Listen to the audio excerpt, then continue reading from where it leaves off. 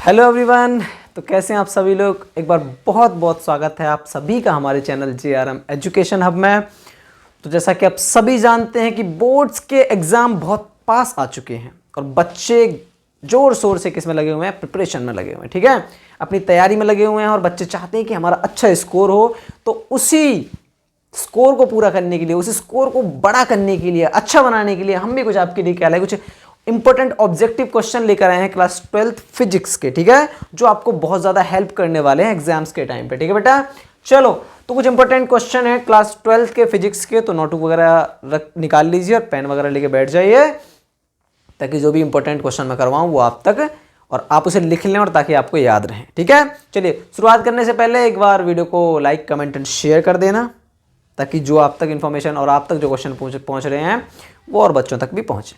ठीक है, और हाँ, चैनल को सब्सक्राइब कर लीजिए, हमारे चैनल JRM एजुकेशन हब को सब्सक्राइब कर लेना, ताकि हमारा चैनल भी ग्रो करे थोड़ा सा। ठीक है बेटा, चलो स्टार्ट करते हैं। आप लोग चैनल को सब्सक्राइब नहीं करते ना तो गुस्सा आती है, फिर वीडियो वगैरह देख लेते हैं आप। चलो तो पहला क्वेश्चन आप देखेंगे, इंपॉर्टेंट है, अच्छा क्वेश्चन है।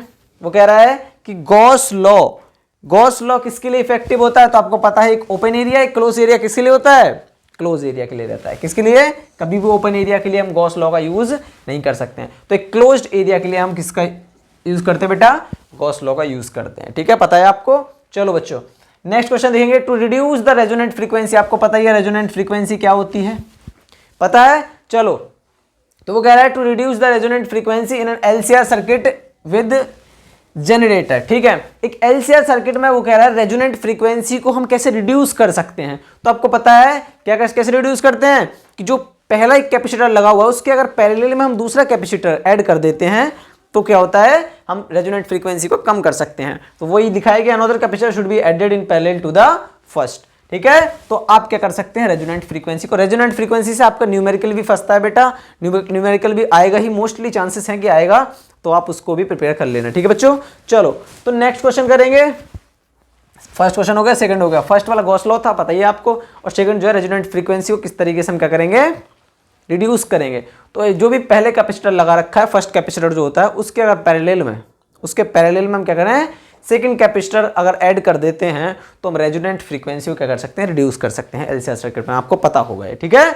चलो पढ़ा होगा आपने, बट नहीं पढ़ा है, नहीं याद है, तो आप याद कर लेंगे किस तरीके से रिड्यूस करेंगे। ठीक है, इस तरीके से MCQs वगैरह, ऑब्जेक्टिव नंबर या ऑब्जेक्टिव क्वेश्चन जो होंगे वो आपसे पूछेंगे। ठीक है, चलिए थर्ड क्वेश्चन देखेंगे। अगर आपको फॉर्मूला याद होगा थर्ड क्वेश्चन में तो आप थर्ड क्वेश्चन भी कर ही लेंगे। ठीक है, थर्ड क्वेश्चन कह रहा है बेटा, current sensitivity of a galvanometer. किसका, गैल्वेनोमीटर का जो करंट सेंसिटिविटी होती है वो किस तरीके से दी जाती है, आपको पता ही है। तो फॉर्मूला आपको पता ही है, अगर ये आपको याद होगा तो मैंने कहा ना आप कर लेंगे, NBA/C। ठीक है, तो ये आपको पता होना चाहिए। गैल्वेनोमीटर की जो करंट सेंसिटिविटी होती है वो होती है NBA/C। ठीक है, तो थर्ड क्वेश्चन हो जाएगा। ठीक है, कुछ क्वेश्चन तो आपको डायरेक्टली फॉर्मूले से पूछ देता है, तो आपको कंफ्यूज होने की जरूरत है ही नहीं, डायरेक्टली फॉर्मूले से पूछ देता है। ठीक है, चलिए फोर्थ क्वेश्चन देखेंगे। फोर्थ क्या कह रहा है, आइडेंटिफाई द ट्राइवेलेंट इंप्योरिटीज। अच्छा, एक और वो भी किसमें, used in the formation of a PN semiconductor. मान लो कि PN सेमीकंडक्टर को हम फॉर्म कर रहे हैं, फॉर्मेशन हो रही है उसकी। ठीक है, तो उसमें एक ट्राइवेलेंट इंप्योरिटीज यूज की जाती है। उस इंप्योरिटीज को बताना, उस इंप्योरिटी को बताना है कि क्या होगी। ठीक है, तो इसमें 3-4 ऑप्शन होंगे, आपको बताया जाएगा। तो उसमें से क्या है, इंडियम जो है बेटा वो क्या है, एक ट्राइवेलेंट इंप्योरिटी है। ठीक है, तो आपको पता होना चाहिए। ठीक है, फिफ्थ क्वेश्चन देखेंगे। यहां तो समझ में आ गया, इंडियम आप याद कर लेंगे नॉर्मली, किसमें, जो कि सेमीकंडक्टर या PN जब सेमीकंडक्टर फॉर्म होता है तो उसमें वो यूज की जाती है। ठीक है, चलो electric potential inside a conducting sphere. ये तो बच्चे को पता होगा, ये तो पता ही है कि जो कंडक्टिंग स्फीयर होता है ना एक, उसके अंदर की अगर इलेक्ट्रिक पोटेंशियल की बात की जाए कि उसके अंदर इलेक्ट्रिक पोटेंशियल कैसा होता है, कैसा रहता है, मतलब किस तरीके से चेंज होता है, तो वो हमेशा कैसा रहता है, कांस्टेंट रहता है। कैसा रहता है, कांस्टेंट, वो कभी चेंज नहीं होता है। ठीक है, ऑलवेज रिमेंस कांस्टेंट। ठीक है, अगर इनसाइड की बात की जाए, स्फीयर के, कोई कंडक्टिंग स्फीयर है आपको पता ही है। ठीक है, और उसके अगर अंदर की बात की जाए कि इलेक्ट्रिक पोटेंशियल कैसा होता है, तो वो हमेशा कैसा रहता है, कांस्टेंट होता है। कैसा होता है बेटा, कांस्टेंट होता है। फिफ्थ क्वेश्चन हो गया। सिक्स्थ देखेंगे। तो आप लोग पढ़ाई करो, देखो मैं इतने करवा रहा हूँ क्वेश्चन, और मैं करवाता रहूँ तो फिर इतना कोई फायदा नहीं है कि अगर आप नहीं पढ़ रहे हैं तो फिर आप लिख लेना, ही ना, कोई फायदा नहीं है।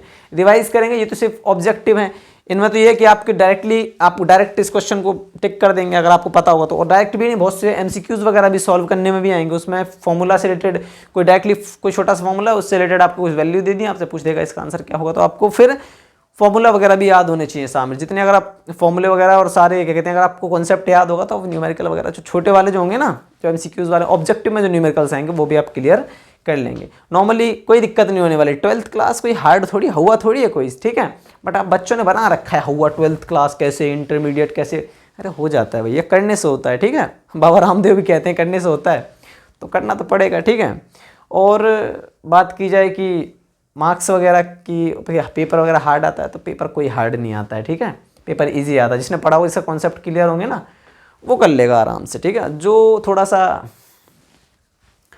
एवरेज होगा शायद वो भी कर ही लेगा, लेकिन जो एकदम बिल्कुल नहीं पढ़ते हैं उनके लिए हार्ड होता है पेपर, और पेपर ना मॉडरेट होता है थोड़ा सा, ठीक है, ना ज़्यादा इजी होता है ना ज़्यादा हार्ड हो, ठीक है, तो मॉडरेट होता है, कैसा होता है, ना हार्ड ज़्यादा ना ज़्यादा इजी है, ठीक है।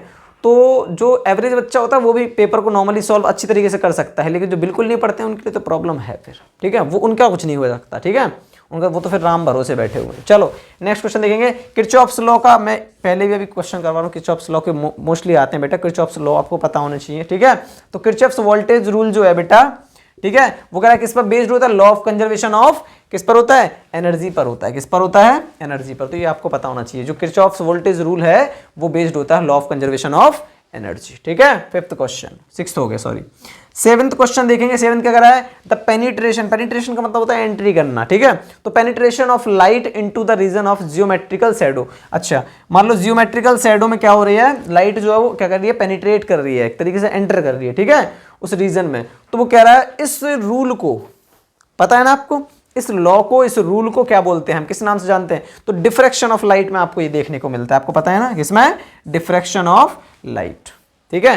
अगर आपने रे ऑप्टिक्स और वेव ऑप्टिक्स वगैरह पढ़े होंगे तो आप ये क्वेश्चन आराम से कर सकते हो, और नहीं पढ़े हो तो फिर भाड़ में जाएं आप, नहीं मैं नहीं कह रहा भाड़ में जाएं, तो फिर आपको कुछ नहीं हो सकता बेटा, क्या कर सकते हैं, ठीक है।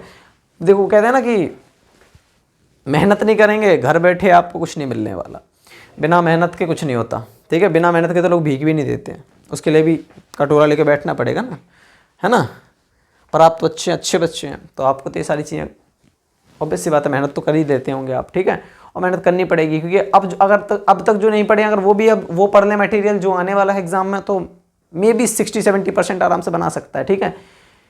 लेकिन जिन्होंने बिठा रख, जो अभी सोच रहे हैं कि नहीं एग्जाम के जो बीच वाले दिन हैं उनमें ही पढ़ेंगे, तो फिर उनकी नैया पार नहीं हो सकती, ठीक है, फिर वही है कंपार्टमेंट में बैठेंगे, और वो तो वो सब नहीं होना चाहिए बच्चा, ठीक है, क्योंकि आपके माँ बाप आपको इतने प्यार से पढ़ा रहे हैं, मेहनत और लगन से पढ़ाते हैं, वो सोचते हैं हमारे बच्चे पढ़ जाएं तो कुछ अच्छा कर लेंगे, ठीक है।